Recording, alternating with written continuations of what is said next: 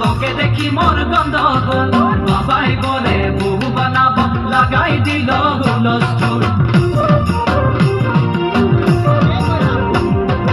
আম্বা গাছের লম্বা পাত তোরে মোরে একেই যাই, বাবাকে ভেজাবো মই মানতে রে তোরে।